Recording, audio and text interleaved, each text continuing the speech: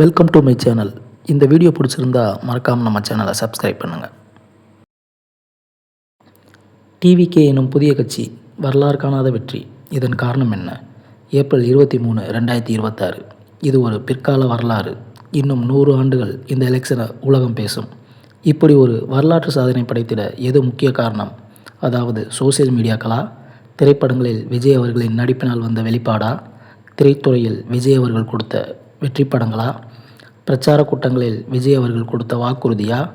இல்லை விஜய் அவர்கள் கட்சியில் நின்ற கேண்டிடேட்ஸாங்கிறத நாம் இப்போ பார்க்க போகிறோம். சரி, சோசியல் மீடியாக்கள் யாருக்கு தான் இல்லை? சொல்லப்போனால் டிவிகேவை விட மற்ற கட்சிகளுக்கு தான் சோசியல் மீடியாக்களும் சேனல்களும் அதிகம். அது காரணம் இல்லை. திரைப்படங்களில் விஜய் அவர்களின் நடிப்பினால் வந்த வெளிப்பாடா?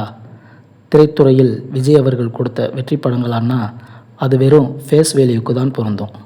அதனால் அதுவாக இருக்க முடியாது.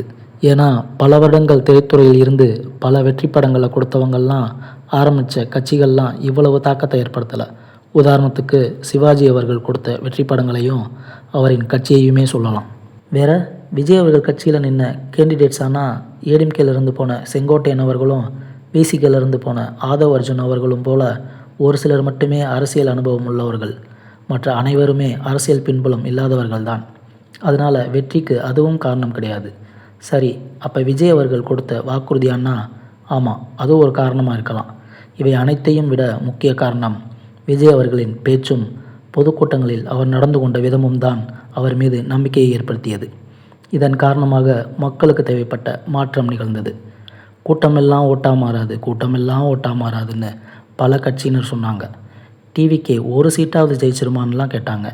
டிவிகேவினர் இவர்கள் விசிலடிச்சான் குஞ்சுகள், இவர்கள் தற்குறிகள் என்றெல்லாம் கிண்டல் செய்தனர்.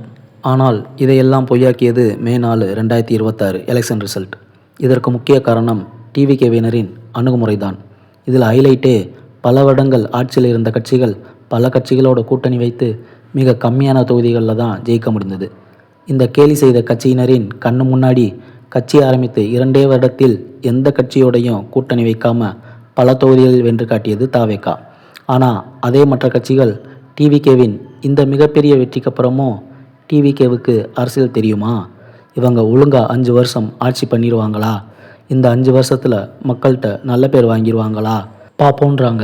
இந்த கிண்டல் பேச்சுகளுக்கும் டிவிகேவினர் எங்களுக்கு மிக நன்றாக அரசியல் தெரியும்னு நிரூபித்து நாட்டிற்கு நல்லாட்சி கொடுத்து மக்கள் மனசில் இடம் பிடிப்பாங்கன்னு நானும் மக்களில் ஒருவனாக நம்புகிறேன்.